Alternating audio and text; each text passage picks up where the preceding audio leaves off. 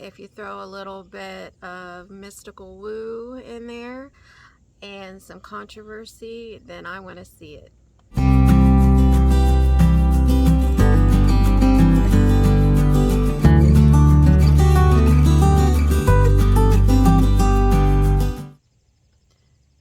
Well, it's the first full day of van life. I've spent a lot of time thinking about where I should go, what I should do this first day. And the main stipulation was I wanted it to be within a day's drive away. I also wanted to be outdoors. I love history. I love mysteries. If you throw a little bit of mystical woo in there and some controversy, then I want to see it. So I decided I'm going to go to Serpent Mound for my first day of van life. And I hope you'll come along. See you there. Serpent Mound is a historical memorial site. It's managed by the state of Ohio's Historical Society. And as you can see, the grounds are really beautiful. They have a lot of open green space here for people who want to picnic, for large groups. A big plus even is the pets are welcome. Dogs are welcome here. And I found the vibe really peaceful and soothing. So as you arrive, if there's no one at the gate taking your fee, you head on over to the museum and gift shop first to pay your $8, and that's per car, not per person. This is not my first time to visit Serpent Mound. I came here as part of my 7th grade Ohio history trip. I think most Ohio middle schoolers do come here during that year. And my main memory from the visit is being underwhelmed, sadly. It is an understated location. The first sight you get of Serpent Mound is its coiled tail. This is the coil and the tail. It literally stops people in their tracks. Your eye wants to follow those perfect curves, but I don't think the camera catches it. The best way to appreciate Serpent Mound is from above and knowing its context. Since the viewing tower is closed for repairs, I pulled an image from Google Satellite. Serpent Mound is the largest effigy mound in the world. Let that sink in for a minute. In the whole world. An effigy mound is a mound that's made in the shape of a living being. The serpent is 1,348 feet long, or 411 meters, or a quarter mile, and its height varies from 2 to 5 feet. There is very little that people know for sure about it. Academics agree that ancestors of indigenous Americans built it, and that the mound is incredibly unique because it's in the shape of an animal, and it's not a burial mound. But that's all they agree on. We don't know exactly who built it, or when, or why they built it, or even what exactly it represents. Serpent Mound is a mystery. So with that in mind, I'm going to give you another look at its coiled tail. This is the coil and the tail.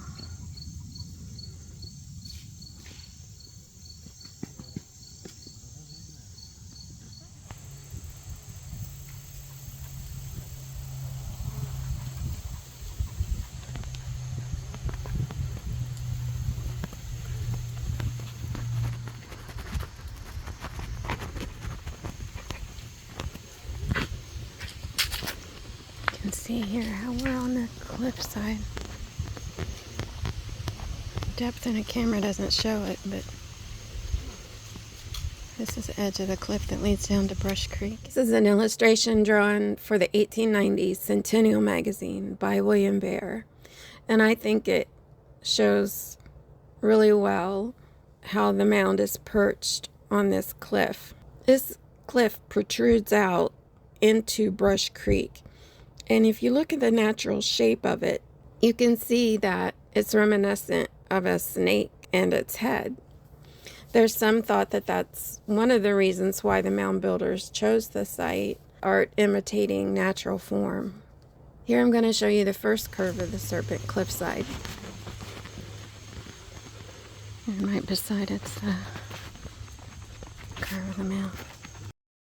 This is where I'm currently standing, and you can see we're still very close to the edge of the cliff. This spot is interesting to me because the ground dips down, yet the snake doesn't. The height of the mound on cliffside is probably close to 5 feet. Here's an image from Wikimedia, and that first curve where I'm standing is at the left edge of the screen. If you look out across the serpent, you can see the ground roll down and climb back up.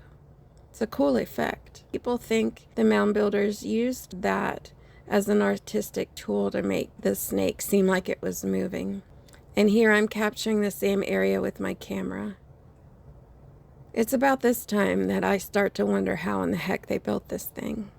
In the museum, they have little dioramas that show the process. The mounds have a base of stone covered with yellow clay mixed with ash. Then that layer is covered with a stone and soil mix, and on that the grass grew. This curve is equal to me in height, and then back there's the tail. The museum also displays the tools the mound builders used. Baskets like this were strapped on their back, and they used it to carry about 1.5 cubic feet of materials. Those were dumped and then spread with tools like this. I wondered how much dirt it took to build the mound, so I found an article from the Columbus Dispatch by Brad Lepper. He wrote that it took 42,500 cubic feet of materials to create the serpent, and that it was built in only a matter of days. That's mind-blowing.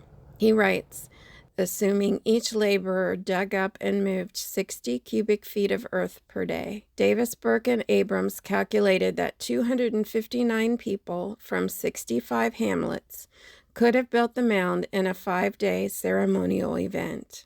So I got out my calculator, and using that basket that held 1.5 cubic feet, that would equal 40 trips with the basket per day per person.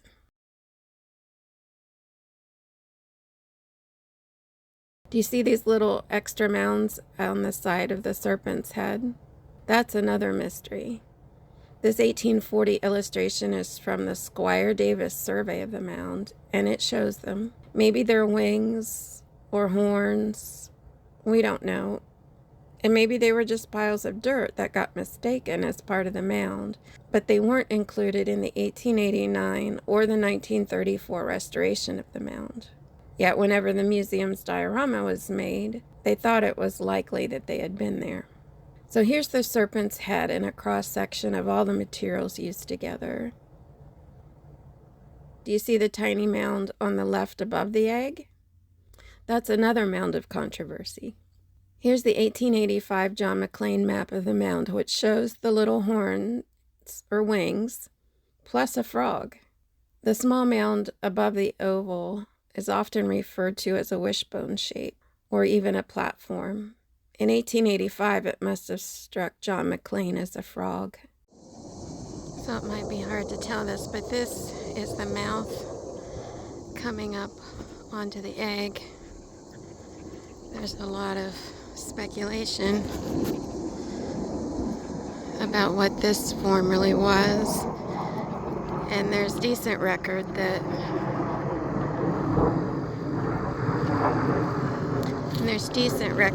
there's missing structures here.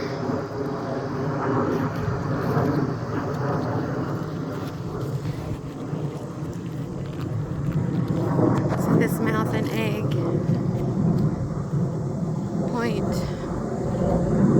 I think, to the summer solstice. And then there's different of the curves that point to other solar happenings throughout the year. And this is the egg and mouth from the front view.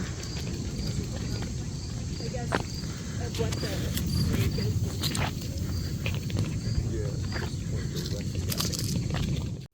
So who built Serpent Mound and why? Well, there are two main theories, either the Adena or the Fort Ancient culture. Core samples were taken in 2014, which dated the mound between 800 BCE and 100 CE. Using the museum's timeline, this puts the mound builders in the early to mid-Woodlands period, and that would be the Adena culture. They are known as the mound builders, but typically they built burial mounds. In fact, there are two Adena burial mounds on the site. This one is right off the parking lot, and the museum has these dioramas on display that show how the burials worked, including how later cultures added to them. In the 1990s, carbon dating was done with samples taken from a trench. This dated the mound between 1000 and 1650 CE, which puts the mound builders in the Fort Ancient culture. The Fort Ancients were known for their serpent iconography, as this interpretive sign at the site describes. Here is an example of a Fort Ancient necklace with a coiled serpent medallion from the same time period. Because the iconography of the mound is so strong, most references to its age use the Fort Ancient dating. The serpent iconography might also explain why the mound was built. This interpretive sign from Serpent Mound shares a common mythology shared among the tribes of this region. It reads, according to Tenskwatawa, often referred to as the Shawnee prophet, when the first Shawnee people came to this land many thousands of years ago, several warriors were lost when they were taken beneath the sea on the back of an immense turtle. Anxious to rescue these men, the people called upon their grandfather Serpent, the king of the serpents, and ruler of the world below. They fasted, sang, and prayed for several days and nights. One morning they awoke to find a giant creature with the body of a serpent and the head, horns, and neck of a large buck lying dead and bleeding on the shore. Despairing now of rescuing their lost warriors, they cut the body of the creature into pieces, which they used for generations as powerful medicine. Another popular theory is that the mound was built as a way to mark the seasons using celestial alignments. This interpretive sign shows how that the wishbone points to the summer solstice sunset, the coil of the serpent points true north, the first curve coming from the coil points to the winter solstice sunrise, the second curve to the equinox sunrise, and the third curve to the summer solstice sunrise. And really, both theories might well be true, that the site was used for worship and for the celestial alignments. After our walk around the Serpent Mound, June and I took the nature trail down into the gorge. It's a beautiful, beautiful day.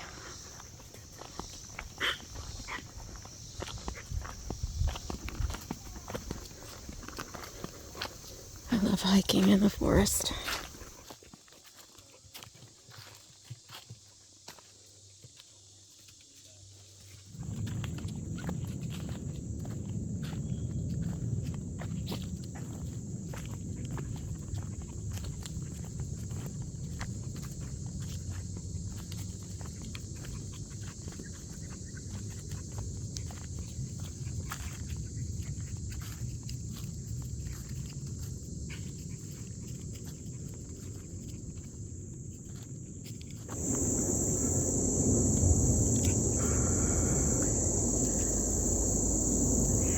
Edge of the cliff.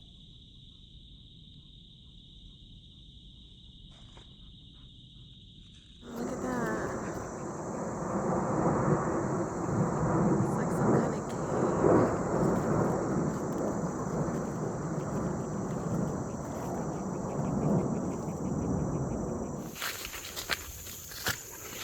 cave. Ooh.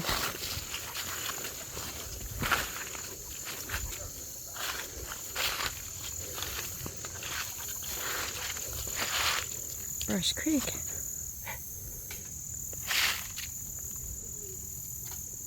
I didn't realize it was that wide.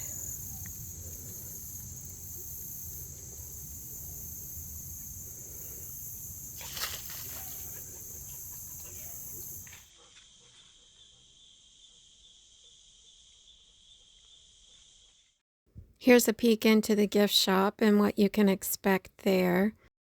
And after the gift shop, I did a short pan around the museum. It's just a small little room, but there's a lot of interesting artifacts in it. I highly recommend taking the time.